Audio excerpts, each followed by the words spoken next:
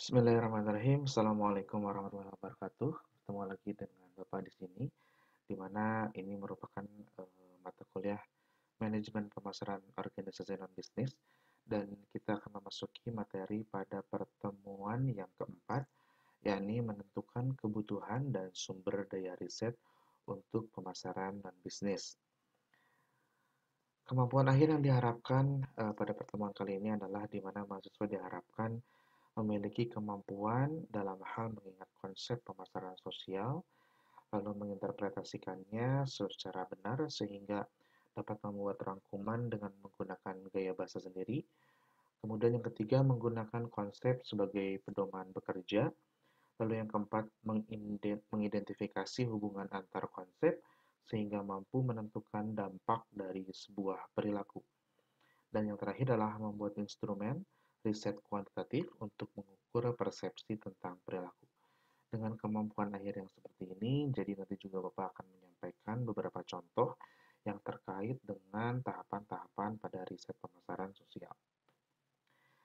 Sebuah pendahuluan, yakni dimulai dengan adanya sebuah kalimat hanya dengan melakukan riset dan memahami kebutuhan dari halayak sasaran tersebut, kemudian keinginannya, kepercayaannya, sikap, dan perilakunya dari halayak tersebut atau sasaran, membuat pemasar sosial dapat mengambil keputusan tentang rencana program yang akan digunakan untuk mempengaruhi perubahan perilaku.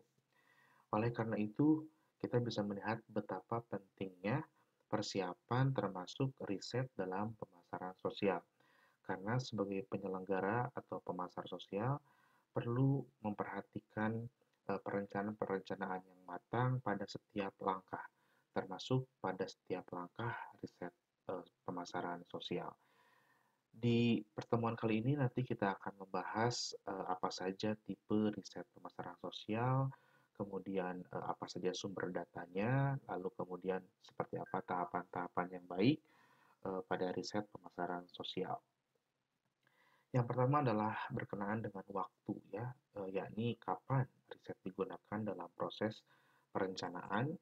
Riset digunakan untuk membantu ya dalam membuat keputusan sehingga keputusan tersebut dapat diterapkan pada setiap tahap perencanaan dan keputusan tersebut tentunya keputusan yang tepat.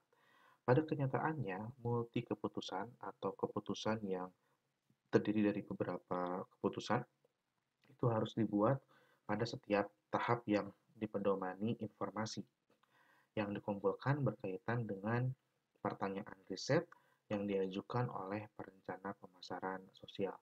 Jadi dalam materi kali ini nanti juga akan diberi pembahasan tentang pertanyaan apa yang harus dijawab oleh periset atau pemasaran sosial. Berikut ini adalah tabel 3.1 sesuai dengan diktat yang sudah Bapak berikan, yakni berkenaan dengan keputusan dan pernyataan yang ditujukan oleh penelitian, di mana tahapan proses perencanaan terdiri dari 8 tahap. Tahap yang pertama adalah menganalisis lingkungan. Tentunya ini menganalisis lingkungan dari penyelenggara atau pemasaran sosial. Keputusan dan pertanyaan yang harus ditanyakan kepada penelitiannya atau pemasar sosialnya adalah apa pendekatan terhadap isu sosial yang seharusnya kita fokuskan pada kampanye ini. Nah, berbicara tentang pendekatan, itu terdiri dari ada pendekatan struktur atau juga ada pendekatan kultur. Nah, sebagai contoh, misalkan kita melihat bahwa pengemis di Indonesia atau lebih khususnya di Kota Bandung itu masih banyak ya, masih banyak jumlah pengemis, terutama di lampu-lampu merah. Kenapa di situ? Karena memang di situ mereka titik bertemu dengan orang-orang yang bisa memberikan mereka bantuan secara uang atau makanan begitu ya. Nah, ketika masyarakat yang memberikan uang atau makanan itu sempat ada sosialisasi dari pemerintah bahwa sebaiknya tidak melakukan itu.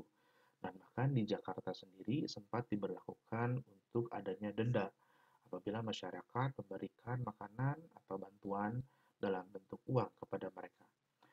Nah, Memberikan bantuan memberikan, denda kepada masyarakat yang memberikan bantuan, itu adalah pendekatan struktur. Artinya pendekatan secara sistem yang dilakukan oleh pemerintahan atau aparat, sehingga masyarakat bisa melakukan, kebiasaan dengan sesuai dengan arahan pemerintah. Namun, kita juga harus memperhatikan adanya kultur, di mana kultur sebagai warga Indonesia, masyarakat Indonesia itu yang saling membantu ya, merasa tidak enak kalau tidak membantu, merasa iba. Nah, pemerintah harusnya bisa melihat kultur tersebut sehingga pendekatan yang dilakukan atas isu sosial tentang adanya gepeng atau tentang adanya pengemis di jalanan itu harus melalui dengan pendekatan kultur terlebih dahulu. Misalkan diprogramkan adanya sosialisasi atau kampanye di mana pemerintah bekerja sama dengan perusahaan-perusahaan yang bergerak di bidang sosial untuk mengkampanyekan bahwa eh, dalam pemberian bantuan baik itu makanan atau juga pakaian atau juga uang itu sebaiknya kepada lembaga-lembaga yang terkait yang eh, dapat mempertanggungjawabkan yang kemudian akan memberikannya atau menyalurkannya kepada masyarakat yang membutuhkan. Namun sayangnya kita bisa melihat bahwa program itu tidak terencana dengan baik sehingga itu menjadi PR cukup besar bagi pemerintahan baik dalam Kota Bandung atau Kota Jakarta untuk memprogramkan bagaimana kampanye memberikan bantuan atau menyalurkan bantuan sesuai dengan yang diarahkan atau direncanakan oleh pemerintah. Nah, apa isu yang berikutnya adalah apa isu yang dibutuhkan untuk mempromosikan sehingga mendapatkan dukungan kelompok internal dan eksternal. Nah, misalkan dengan isu yang barusan Bapak ceritakan, kita bisa kaitkan dengan lembaga amil zakat. Misalkan pemerintah bekerja sama dengan lembaga amil zakat. Maka pemerintah dan lembaga amil zakat memberikan sosialisasi kepada masyarakat yang sekiranya akan membantu untuk menyalurkan bantuannya kepada lembaga amil zakat yang terdekat ya di kotanya. Lalu juga memberikan rasa kepercayaan kepada masyarakat yang membantu ya bahwa lembaga amil zakat atau LAZ itu akan menyalurkan bantuan sesuai dengan yang diarahkan atau sesuai dengan asnafnya ya. Nah, tentu ajakan atau kampanye tersebut tidak semudah yang disampaikan oleh Bapak barusan, tetapi juga harus direncanakan dengan baik. Atau bisa juga dilakukan dengan mengadakan eh, ketertarikan-ketertarikan ya, kegiatan yang sehingga menarik masyarakat untuk melakukan kampanye itu. Misalkan dikaitkan dengan kebijakan pajak. Jadi misalkan apabila masyarakat yang rajin, yang rutin setiap minggu atau setiap bulan memberikan bantuan, baik itu makanan, kemudian pakaian, kemudian uang, itu maka akan mengurangi pajak penghasilan atau pajak pembangunan. Misalkan seperti itu ya. Sehingga dengan kegiatan seperti itu, dengan program seperti itu akan menarik perhatian dari masyarakat, kemudian juga akan menarik untuk melakukan perilaku yang baru. Begitu. Nah, isu yang dibutuhkan tentunya untuk mempromosikan hal tadi adalah ya tadi tentang kebijakan dari pemerintah dan terutama dukungan dari lembaga amil zakat juga contohnya seperti itu. Lalu yang pertanyaan ketiga berikutnya adalah apakah kita seharusnya menggunakan material misalnya slogan atau iklan. Misalkan contohnya kita dengan menggunakan hashtag mari berzakat misalkan seperti itu ya dari kampanye serupa. Yang mana apakah dibutuhkan perubahan untuk halayak kita. Nah, itu tergantung dari halayak sasaran kita ya. Juga tergantung dari lingkungan internal pemasaran sosial atau penyelenggara. Apakah bisa menggunakannya atau bisa melakukannya atau tidak. Tahap yang kedua adalah penyeleksian halayak sasaran. Pertanyaan yang ada dalam tahap ini, penyeleksian halayak sasaran, adalah apa variabel segmentasi yang seharusnya kita gunakan untuk menciptakan segmen dan penetapan sasaran yang bermakna. Tentu berkaitan dengan segmen ini kembali pada indikator-indikator yang kita bisa lakukan untuk mensegmentasi. Bisa dalam hal geografis, bisa dalam hal demografis, psikografis, atau dengan perilaku. Segmen mana yang seharusnya kita fokuskan terkait pemanfaatan mayoritas sumber daya. Nah, kita juga bisa melihat segmen mana yang lebih banyak yang berpotensi menjadi khalayak sasaran. Dan itu yang kemudian dipilih menjadi segmen kita, lalu kita fokuskan dengan kegiatan-kegiatan kampanye perusahaan atau penyelenggara pemasaran sosial. Tahap yang ketiga berikutnya adalah penetapan tujuan dan sasaran. Jadi penetapan tujuan dan sasaran. Pertanyaannya adalah apa perilaku spesifik yang seharusnya kita promosikan? Artinya apa yang diinginkan dari kita kepada masyarakat tentang perubahan perilaku yang baru itu secara lebih spesifik. Misalkan yang tadi berkaitan dengan zakat, maka perilaku yang lebih spesifik adalah adanya kultur baru di mana setiap masyarakat membayar zakat setiap bulan, bisa dengan pemotongan di gaji bagi para pekerja atau juga pembayaran zakat secara mandiri bagi yang wirausaha ya atau yang bekerja tidak terikat dengan perusahaan. Lalu berikutnya pertanyaan tentang penetapan tujuan dan sasaran adalah apa tingkat perubahan yang realistis dapat dicapai dengan menggunakan kampanye ini? Nah, ini tentunya harus adanya target ya, diadakan adanya target seperti apa perubahan yang realistisnya, lalu seberapa besar masyarakat yang memiliki perubahan yang baru, termasuk adalah output dari besaran zakat tersebut, berapa rupiah, baik itu di breakdown secara RW atau secara kelurahan atau kecamatan, kota, dan hingga nanti masuk kepada provinsi. Lalu yang keempat, tahapannya adalah pemahaman mendalam tentang halayak sasaran dan kompetensi. Pertanyaannya ada dua. Yang pertama terkait dengan perilaku yang diinginkan. Apa manfaat yang dipersepsikan? Tentu ini adalah yang dipersepsikan oleh masyarakat. Jadi kalau dalam contoh, misalkan masyarakat yang berzakat tadi, kita harus memikirkan persepsi apa yang dipikirkan oleh masyarakat ketika dia berzakat, apa manfaatnya, gitu ya. Lalu apa biaya yang dipersepsikan? Dan ini mengenai biaya. Apa biaya yang dikeluarkan? Tentu adalah biaya uang. Ya. Namun juga ada biaya waktu apabila misalkan masyarakat mengeluarkan waktu untuk membayar zakat tersebut. Atau biaya juga psikis, misalkan membayar zakat tetapi dengan sistem yang sangat susah begitu ya, tidak menggunakan sistem aplikasi atau website begitu. Kemudian apa hambatan-hambatannya? Nah, tentu dengan mengetahui hambatan-hambatan ini kita menuliskan hambatan-hambatannya, menginventarisir sehingga kita bisa mengetahui hambatan-hambatan apa yang harus kita selesaikan dan harus kita perkecil sehingga manfaat yang dirasakan atas perubahan perilaku itu menjadi yang lebih banyak dibanding biayanya. Ya. Lalu yang berikutnya adalah apa perilaku bersaing utama yang kita posisikan bertentangan dalam kaitannya dengan manfaat yang dipersepsikan dan biaya yang dipersepsikan. Ini maksudnya adalah ketika kita memberikan kampanye tentang mari berzakat kepada masyarakat, kita juga harus memikirkan alternatif perilaku dari yang kita tawarkan itu ya sebagai produk dari pemasaran sosial. Tentu ketika kita berzakat, perilaku pesaingnya adalah tidak membayar zakat. Tidak membayar zakat bisa menjadi beberapa poin.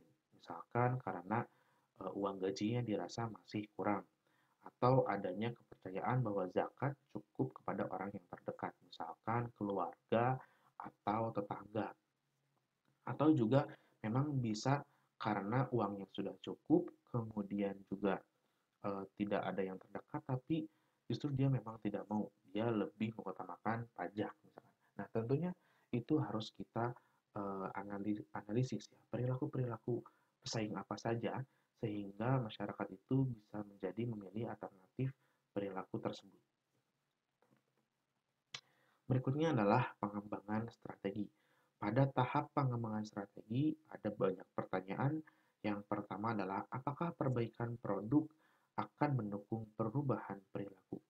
Nah, perbaikan produk contohnya di dalam zakat tadi tentunya ini menjadi hal yang penting. Seperti halnya di pemasaran komersil bahwa hal inovasi di dalam produk, di dalam pelayanan, di dalam harga, di dalam promosi ataupun di dalam place atau tempat itu tentu harus diadakan termasuk di dalam pemasaran sosial. Bagaimana perbaikan produk sehingga dapat mendukung perubahan perilaku. Contohnya misalkan zakat. Perbaikan produknya adalah zakatnya misalkan bisa dibuat berbagai macam ya. Misalkan zakat 2,5% untuk bekerja. Lalu pengembangan produknya misalkan zakat kepemilikan emas, kemudian zakat untuk khusus ya kepemilikan harta lainnya seperti itu. Lalu yang berikutnya, apakah kita seharusnya membuat akses lebih nyaman? Tentu jawabannya ya, bahwa kita harus membuat akses lebih nyaman. Nah, proses membuat lebih nyaman ini kita harus juga analisis dan harus kita inventarisir. Apa saja kebutuhan dan keinginan sehingga bisa memberikan kenyamanan dalam melakukan perilaku yang baru tersebut dari masyarakat. Apakah misalkan dalam zakat ya, apakah kita bisa menggunakan aplikasi atau bekerja sama dengan aplikasi yang sudah ada, misalkan bekerja sama dengan Gojek melalui aplikasi Jago Gift gitu ya. Lalu berikutnya apa insentif yang akan dianggap paling menarik. Nah, berbicara tentang pertanyaan yang ketiga, tentang insentif ini tentu adanya benefit lain atau benefit tambahan yang dapat diterima oleh masyarakat yang melakukan perubahan perilaku tersebut sehingga menjadi perilaku yang baru, menjadi perilaku yang positif. Nah, kita harus memikirkan, menganalisis, dan menginventarisir apa insentif yang akan diberikan. Apakah misalkan diberikan pengajian secara rutin, secara gratis, atau misalkan diberikan seminar secara online yang gratis pula, atau bisa hal lain yang setidaknya sesuai juga yang berkaitan dengan kampanye yang kita adakan. Lalu apa pesan yang akan dianggap paling memotivasi? Ini berbicara tentang narasi message-nya, ya, isi pesannya. Tentunya adalah memotivasinya, ya, pesan itu harus jelas dan tersimpan pada memori jangka panjang. Ya, artinya ketika kita berkampanye hashtag mari berzakat itu, ya tentu kita bagaimana cara memasukkan hashtag jangka panjang itu ada di benak pelanggan, ya, ada di benak masyarakat sehingga ketika setiap gajian langsung teringat dipotong 2,5 pajak begitu. Lalu yang terakhir dalam pertanyaan pengembangan strategi adalah apa media yang akan dikategorikan paling efektif dihubungkan dengan biaya. Berbicara media, bisa saja yang sekarang misalkan yang lebih tren podcast, atau dengan channel YouTube, atau bisa juga dengan sosial media, ya, atau juga bisa dengan event-event seperti pengajian, seperti itu ya, pengajian-pengajian yang rutin. Lalu beranjak pada tahap yang keenam, yakni pengembangan sebuah rencana untuk evaluasi dan pemantauannya. Pertanyaannya, apa patokan yang akan memberitahu kita bagaimana kita melakukannya, dan apakah kita membutuhkan perubahan. Nah, seyogianya sebuah organisasi sosial itu tentu harus berafiliasi dengan organisasi yang lebih tinggi. Misalkan lembaga amil zakat, maka yang akan mempedomaninya itu adalah lembaga amil zakat tingkat nasional ya, di bawah Kementerian Agama, kemudian bermitra dengan MUI, bagaimana dia memberikan atau mengatur kebijakan-kebijakan sehingga contohnya misalkan berapa besar bagian zakat, lalu asnafnya siapa saja, kemudian program-programnya apa saja, gitu ya. Bagaimana kita tahu bahwa sasaran telah tercapai dan hal berbeda apa yang seharusnya kita lakukan kemudian? Ini berkaitan dengan inovasi. Berbicara tentang pengembangan sebuah rencana, berarti kita juga berbicara tentang inovasi. Inovasi di dalam kampanye, inovasi dalam fasilitas untuk mendukung kampanye tersebut. Lalu yang ketujuh, penetapan anggaran dan sumber pendanaan. Berbicara tentang anggaran, penetapannya, dan sumber pendanaannya, maka kita berbicara mengenai seberapa besar dana yang dibutuhkan. Nah, tentu dengan tahap-tahap yang tadi sudah kita jawab, akan membantu kita untuk menjawab juga berapa besar dana yang dibutuhkan untuk mencapai sasaran dan mempunyai dampak yang diinginkan. Dampak yang diinginkan tentu saja ini adalah perubahan perilaku yang baru, yang lebih positif. Pertanyaan yang kedua tentang penetapan anggaran dan sumber pendanaan adalah apa perubahan yang paling cocok berpotensi mensponsori usaha ini? Nah, bermitra itu menjadi hal yang penting dalam pemasaran sosial. Misalkan lembaga amil zakat bekerjasama dengan para tokoh nasional atau tokoh di tingkat provinsi atau tingkat kota bahwa untuk mengkampanyekan ini kita bergerak sama-sama dengan misalkan hashtag mari berzakat bersama begitu. Dan yang terakhir, tahapnya adalah melengkapi sebuah rencana implementasi dan perilaku berkelanjutan. Pertanyaannya adalah, aktivitas apa yang harusnya kita lakukan yang dengan segera ya terkait perubahan lingkungan untuk menopang pesan kampanye dan perilaku yang diinginkannya. Jadi setelah adanya perubahan perilaku dari masyarakat, jangan sampai kita biarkan perilaku itu berubah kembali menjadi perilaku yang lama. Tentu untuk mempertahankan perilaku yang baru itu kita harus melengkapi sebuah rencana implementasi, yakni dengan aktivitas-aktivitas yang berkelanjutan, misalkan pengajian-pengajian rutin atau program-program kampanye yang memang terus digaungkan atau terus dilakukan. Berikutnya adalah tipe utama riset yang dapat kita gunakan sebagai pemasaran sosial. Pemasar sosial dapat menggunakan sejumlah teknik riset yang sesuai dengan keputusan yang akan dibuat. Ada 3 cara yang berguna untuk mengkonseptualisasikan aktivitas riset yang akan dijelaskan berikut ini. Yang pertama, tipe risetnya itu adalah melakukan aktivitas riset sesuai atau berdasarkan proses perencanaan. Artinya, sesuai dengan yang kita rencanakan di awal di 8 tahap yang tadi. Lalu yang kedua, ada juga riset yang berdasarkan informasi yang telah ada. Yang tadinya kita sudah rencana, kemudian informasinya juga kita dapatkan, namun sedikit berbeda, maka risetnya disesuaikan dengan informasi yang telah ada. Sehingga pertanyaan-pertanyaan yang tadi itu harus disesuaikan dengan informasi yang didapatkan oleh pemasar sosial. Yang terakhir adalah menggunakan teknik tertentu dalam pengumpulan informasi. Misalkan bisa dengan menggunakan teknik wawancara, ya, sehingga kita bisa mengumpulkan informasi yang secara lengkap. Ada 3 tipe aktivitas riset menurut Andreasen tahun 95. Tipe aktivitas riset yang pertama adalah formative research, lalu presentative research, dan monitoring and evaluation research. Kita akan baca satu persatu. Yang pertama adalah formative research. Dilakukan untuk membantu menganalisis lingkungan pemasaran, menyeleksi halayak sasaran, dan mengembangkan strategi pendahuluan untuk halayak yang dipilih. Tentu ini sangat tepat digunakan atau sangat bisa digunakan untuk pemasaran sosial atau penyelenggara yang ada di tahap awal untuk melakukan kampanye, untuk perilaku perubahan yang baru, kemudian untuk halayak sasaran yang baru. Yang kedua adalah adanya pretest research. Ya, ada tipe aktivitas pretest research digunakan untuk mengevaluasi daftar pendek strategi dan teknik operatif. Artinya pretest research ini sebelumnya telah melakukan riset ya yang dilakukan oleh penyelenggara terhadap masyarakat. Lalu akan kita nilai apakah taktik yang akan kita gunakan atau yang kita miliki sesuai dengan tujuan yang akan kita capai, itu berarti melalui pretest research. Dan kita bisa juga menjamin bahwa strategi dan taktik yang dipilih itu lebih efisien karena kita bisa mengetahui di awal apakah taktik yang kita miliki itu yang lebih efektifnya yang mana, apakah A atau misalkan ada 3 alternatif atau yang B atau yang C. Dan pendekatan yang digunakan memungkinkan mereka berbicara dengan halayak sasaran dengan cara yang paling efektif. Mereka di sini dalam berarti adalah pemasaran sosial karena bisa saja pretest research ini bisa dengan kuesioner, juga bisa dengan wawancara, sehingga kita bisa mengetahui apa yang betul-betul menjadi perilaku potensi dari masyarakat tersebut. Lalu yang terakhir adalah monitoring and evaluation research digunakan untuk menjamin agar proyek-proyek research yang sedang berlangsung dilakukan secara efisien dan efektif. Monitoring berarti pengukuran capaian program yang sedang berjalan, sedikit demi sedikit, langkah tiap langkah, dari satu program ke program yang lainnya itu kita monitor. Sering digunakan untuk menetapkan dasar dan patokan berikutnya terkait sasaran yang telah ditetapkan. Dan yang berikutnya adalah evaluation, adalah aktivitas mengacu pada penilaian akhir dari sebuah proyek atau program.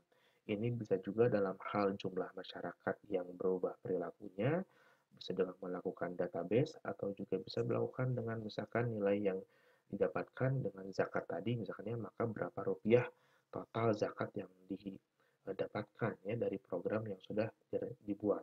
Lalu dievaluasi secara menyeluruh membandingkan antara actual dengan planning, lalu nanti kita berikan skor dan nanti akan ada penilaian apakah sudah efektif, efisien, lalu berhasil atau tidak.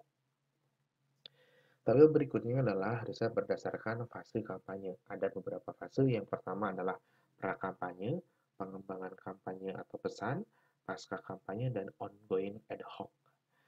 Yang pertama adalah pra-kampanye, di mana usaha yang harus dilakukan adalah riset perencanaan strategis. Sekali lagi, riset perencanaan strategis. Penjelasan dari riset perencanaan strategis adalah riset yang promosikan kampanye atau rancangan pesan berdasarkan hasil dari identifikasi masalah potensial. Artinya kita harus mengetahui juga hal apa saja, perilaku apa saja yang dapat menjadi perilaku yang baru dari masyarakat tersebut ya, yaitu masalah potensial. Kemudian selain itu tentunya kita juga mengetahui masalah-masalah yang terkait dengan masyarakat tersebut, artinya ya adanya perilaku yang lama. Lalu juga kita di dalam riset perencanaan strategis kita juga uh, menginformasikan tentang hasil ya identifikasi halayak sasarannya itu ke siapa, ada di mana, untuk kategori yang seperti apa masyarakatnya. Lalu konsep kampanye atau temanya apa yang akan kita gunakan dan saluran media yang bermanfaat dalam menyampaikan pesan. Berbicara soal saluran media, tentu di dalam riset pemasaran strategi, nanti kita akan mengetahui kira-kira hal yang sasarannya ada di mana, kemudian karakteristik demografinya seperti apa, sehingga kita bisa memilih saluran media yang paling tepat untuk memberikan informasi atau memaparkan tentang kampanye tersebut kepada mereka. Berikutnya adalah penilaian kebutuhan. Riset dalam rangka mengumpulkan informasi untuk mengestimasi apa yang dibutuhkan, baik itu dalam hal uang, moneter gitu ya, atau informasi, atau keahlian yang memang dibutuhkan dalam kampanye ini, atau memang dukungan sosial dari pihak yang terkait atas masalah yang dihadapi halayak sasaran yang telah didefinisikan. Berikutnya fase yang pengembangan kampanye atau pengembangan pesan. Hal yang harus dilakukan adalah analisis halayak sasaran, evaluasi formatif, dan riset keefektifan atau respons pesan. Hal yang pertama harus dilakukan adalah analisis halayak sasaran. Riset dalam rangka menyeleksi, yaitu juga bisa dikatakan mensegmentasi dan atau menggambarkan populasi sasaran di mana kampanye yang ditujukan.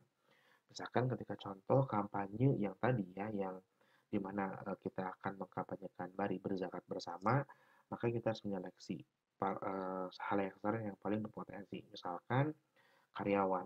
Nah, kita harus memilih karyawan yang berada di mana? Misalkan di Bandung. Lalu kita pilih perusahaan-perusahaan yang besar, yang yang karyawannya juga banyak, yang kemudian kita analisis dari visi misi perusahaan tersebut, juga nilai-nilai perusahaan tersebut dapat sejalan dengan kampanye yang kita tawarkan, sehingga kita bisa menggambarkan populasi sasaran itu dengan kampanye kita sesuai dengan yang kita tujukan, dan tentunya adalah keefektifan dan keefisienan dan keberhasilan dalam sebuah kampanye tersebut. Berikutnya adalah evaluasi formatif. Riset dijalankan untuk membandingkan strategi kampanye alternatif dan atau memperbaiki implementasi operasi, dampak atau efisiensi dari strategi yang dipilih. Termasuk di dalam kegiatan ini adalah penciptaan gagasan, pengujian konsep, pemosisian pernyataan, penyalinan atau pengujian pesan, dan juga riset uji pasar. Nah, ketika kita misalkan sudah menentukan perilaku apa yang ingin diadakan atau lahir dari masyarakat, maka kita juga tadi harus mengestimasi, menganalisis, menginventarisir perilaku perubahan lainnya ya, yang menjadi pesaing dari perilaku yang baru yang kita kampanyekan. Nah, itu kita harus munculkan ide kita, gagasan kita, pemosisian pernyataan, termasuk sampai ke riset uji pasar. Terakhir dalam pengembangan pesan atau pengembangan kampanye, yang harus kita lakukan adalah riset keefektifan ya atau respon pesan. Bagaimana keefektifan respon pesannya? Riset ini dirancang untuk menentukan kondisi yang optimal dalam sebuah kampanye, pesan, dan atau material yang diproduksi sehingga memberikan dampak.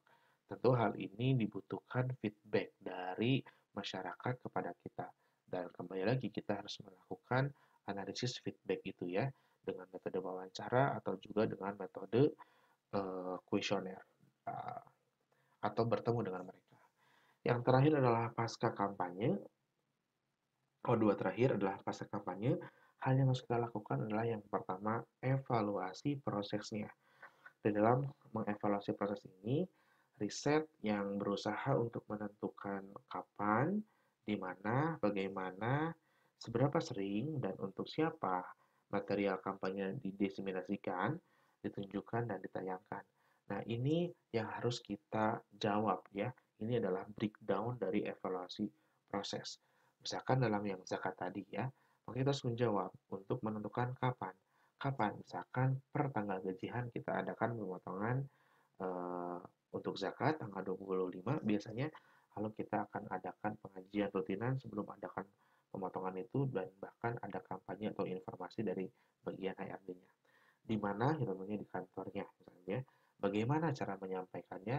Ya bisa dengan melalui briefing-briefing setiap kegiatan pagi kantor begitu ya. Seberapa sering? Nah, ini berkaitan dengan jumlah kampanye yang dilakukan dalam setiap harinya gitu ya, atau setiap minggunya ya, dengan waktu tertentu lah ya. Dan untuk siapa material kampanye didiseminasikan, lalu ya tentunya ini menjadi tujuannya adalah untuk memaparkan informasi tentang zakat yang menjadi kewajiban untuk pemotongan gaji dalam sebuah korporat adalah berarti ke para karyawannya. Lalu kegiatan yang harus dilakukan adalah evaluasi capaian dan keefektifan. Nah, riset dirancang untuk menjawab pertanyaan tentang dampak dari sebuah kampanye. Sekali lagi, riset dirancang untuk menjawab pertanyaan tentang dampak dari sebuah kampanye atau material kampanye dan membandingkan informasi tersebut dengan komunikasi yang telah disampaikan sebelumnya dan atau tujuan terkait perilaku yang menentukan adanya kesesuaian atau ketidaksesuaian. Ini artinya sudah pada tahap evaluasi yang menyeluruh, di mana membandingkan antara eh, hal yang diterima atau jumlah, misalkan dengan contohnya yang zakat tadi, berapa uang yang diterima, yaitu membandingkan antara aktual dengan targetnya. Berikutnya, yang terakhir adalah ongoing atau ad hoc, di mana ongoing atau ad hoc ini fase yang harus dilakukannya ada satu, yaitu riset eksploratory. Penyelidik, di mana eksploratory ini adalah penyelidikan ditujukan kepada isu komunikasi, termasuk satu, mengulang isu komunikasi yang mempunyai relevansi di luar kampanye. Artinya, apakah ada isu-isu tambahan di luar sana mengenai informasi tentang pajak atau berkaitan tentang zakat tersebut ya, sehingga berkaitan dengan kampanye yang sedang kita lakukan. Yang kedua adalah menilai dan mengembangkan metode riset. Kita harus juga mengevaluasi apakah dengan wawancara sudah betul atau tidak, sudah baik atau tidak, atau memang bisa saja dengan menggunakan kuesioner sehingga narasumber atau responden itu bisa menjawab dengan kejujuran yang lebih tinggi ya. Dan yang ketiga adalah mengevaluasi kebutuhan akan media massa. Nah, barangkali media massa yang digunakan selama ini belum terlalu efektif, sehingga menginformasikan kepada sejumlah karyawan, sejumlah masyarakatnya belum terlalu banyak. Sehingga kembali lagi berujung pada tujuan pemasaran sosial yang tidak maksimal. Oleh karena itu tentunya perlu dipertimbangkan apakah ada perubahan media massa yang digunakan sebagai media untuk berkampanye. Berikutnya adalah sumber data riset. Tentang sumber data riset ada dua. Yang pertama adalah primary research dan yang kedua adalah secondary research. Primary research digunakan untuk menggambarkan riset yang belum dilakukan sebelumnya dan dikaitkan dengan pertanyaan dan keputusan spesifik dari perencanaan kampanye. Tentu hal ini lebih sulit dilakukan oleh periset karena biasanya yang periset melakukan ini tidak ada periset yang melakukan riset yang sejenis ya pada riset sebelumnya. Dan ini kebanyakan menggunakan riset wawancara atau juga masuk di dalam kelompok tersebut sehingga betul-betul bisa merasakan apa yang dirasakan, apa yang dibutuhkan, diinginkan oleh masyarakat tersebut. Sehingga dari primary research ini kita akan mendapatkan informasi yang betul-betul real dari lapangan tentang perubahan perilaku apa yang menjadi potensi dan kemudian menjadi pesan di dalam kampanye dalam pemasaran sosial. Yang kedua adalah secondary research, di mana secondary research ini mengacu pada informasi dan data riset yang telah ada, yang telah dikumpulkan untuk tujuan tertentu. Ini biasanya ada riset sebelumnya, yang kemudian kita bisa gunakan metode pada riset sebelumnya itu yang bisa kita gunakan kembali, kemudian hipotesisnya bisa kita gunakan juga, kemudian metode alat yang digunakan untuk menghitung atau menganalisisnya kita juga bisa menggunakan juga. Nah, di dalam secondary research ini juga kita membutuhkan data-data dari berbagai pihak sehingga kita dapat menyimpulkan atau membuat beberapa alternatif perubahan perilaku baru, dan selain itu kita juga bisa menganalisis apakah perilaku pesaing dari kampanye yang akan kita buat. Tabel yang 3.3 berkaitan dengan karakteristik riset berdasarkan sumber dan teknik. Nah, ini sifatnya dari primary research dan secondary research. Yang pertama adalah sifatnya kualitatif, lalu secondary research ini sebetulnya di sini kuantitatif research ya. Yang quantitative research itu tekniknya adalah bisa dengan wawancara atau focus group discussion, kita bertemu dalam ruangan yang sama atau di dalam ruang online yang sama, lalu membahas tentang masalah yang sama, lalu memunculkan ide secara bersama-sama. Ada casual observation, di mana observasi secara lebih casual, lebih apa ya, informal begitu, sehingga kita bisa masuk kepada responden dengan harapan informasi yang diberikan dapat sejelas mungkin ya dari responden kepada kita sebagai pemasar sosial. Lalu ada group meeting, lalu ada telepon survei, ada mail survei, ada intercept interview, dan seterusnya sampai ke online survei dengan menggunakan Google Form misalkan atau dengan menggunakan website itu untuk quantitative in nature ya. Jadi ini yang quantitative in nature itu memang sifat dari primary research untuk yang telepon sampai ke online survei.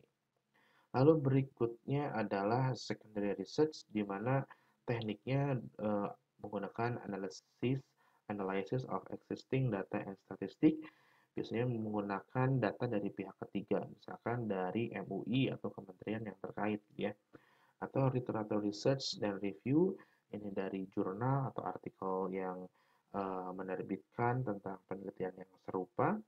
Lalu ada review of prior survey and public opinion polls. Ya, misalkan di acara-acara seminar kita mendengarkan hasil-hasil yang berkaitan dengan riset dengan kampanye kita, ya. Lalu juga bisa dengan menggunakan teknik database and information system.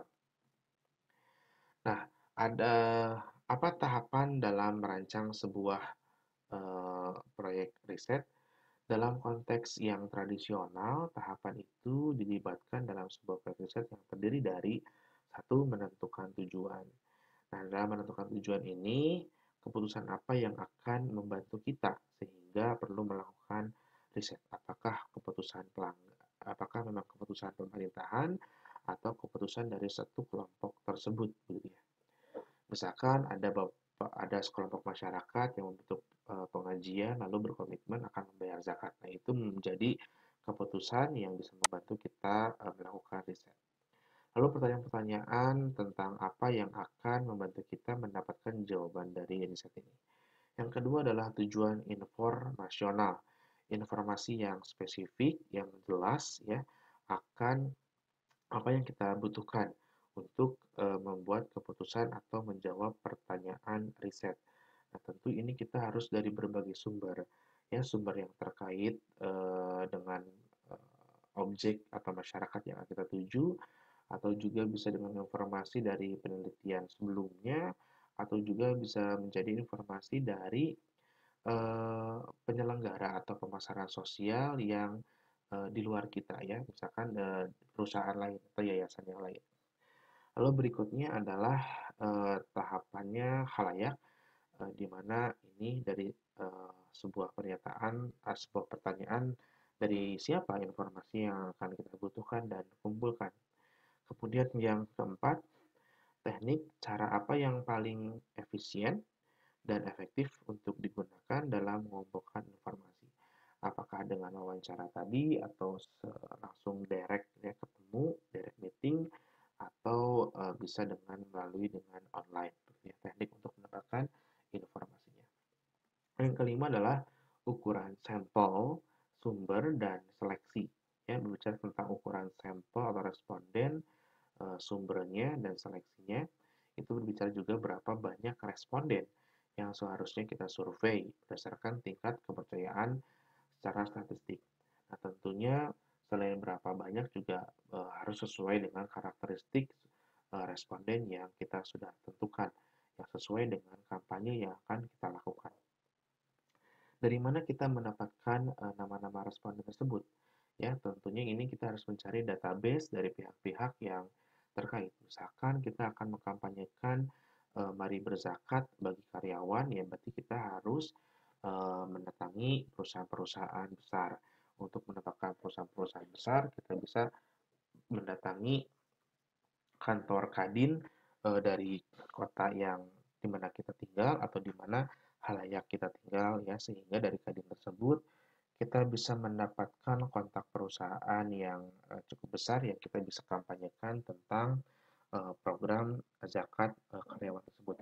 Lalu bagaimana kita menyeleksi sampel sehingga kita bisa hasil kita itu bisa merepresentatifkan ya halayak sasaran tersebut. Nah, ini tentu dengan menggunakan metode-metode apakah metode certified random sampling sehingga kita bisa memilih misalkan berapa divisi, berapa jumlah orangnya, lalu kita berapa tentukan sekian persen dari jumlah populasi tersebut. Misalkan 10% untuk sampel pertama gitu ya. Lalu prauji dan menentukan jawaban. Siapa yang akan melakukan riset? Ini berkaitan dengan ahli tadi ya. Ketika yayasan kita tidak memiliki periset untuk melakukan survei ya sebelum kita melakukan kampanye, tentu ini bisa menjadi pekerjaan daripada yang ahli yang tadi yang sudah kita bahas di pertemuan di awal tadi ya. Dan kapan riset tersebut dilakukan? Tentu ini berkaitan dengan waktu. Kita harus betul-betul bisa memilih hari dan jam yang tepat untuk bisa melakukan sehingga jawaban-jawaban yang diberikan oleh hal yang saran itu adalah sesuai ya, tidak bias.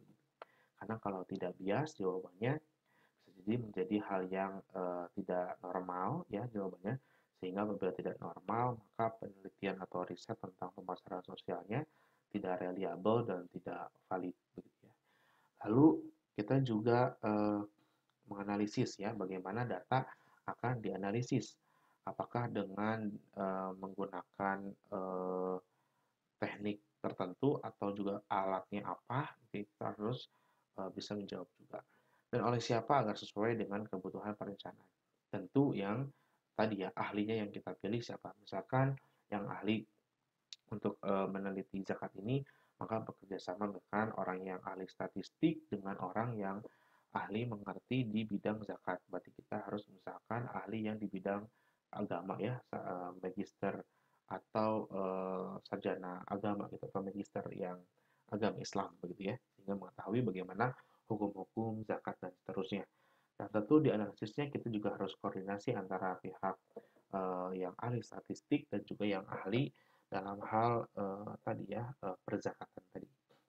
Lalu yang kedelapan adalah laporan di mana berisi tentang informasi apa yang seharusnya dimasukkan ke dalam laporan tersebut ya, mulai dari latar belakangnya seperti apa, pendahuluannya ya, kemudian juga apa saja data yang dibutuhkan, kemudian identifikasi masalahnya seperti apa, kemudian rumusan masalahnya, termasuk teori-teori yang kita butuhkan sampai ke metode penelitian dan akhirnya hasil penelitian dan pembahasan, kemudian yang terakhirnya adalah kesimpulan atau saran atau akhir dari riset tersebut ya. Dan format apa yang seharusnya digunakan? Apakah seperti format dalam pihak akademisi atau memang yang lebih sederhana saja ya, mulai dari pendahuluannya tidak terlalu panjang, cukup latar belakang saja, kemudian dilanjutkan pada informasi mengenai responden, karakteristiknya, termasuk metode yang digunakan, pembahasan, dan kesimpulan dan saran. Baik saudara, itu untuk pertemuan yang keempat tentang manajemen pemasaran organisasi non-bisnis, yakni dengan materi menentukan kebutuhan dan sumber daya riset. Ya. Semoga tetap sehat selalu. Kita bertemu lagi di pertemuan 6. Assalamualaikum warahmatullahi wabarakatuh.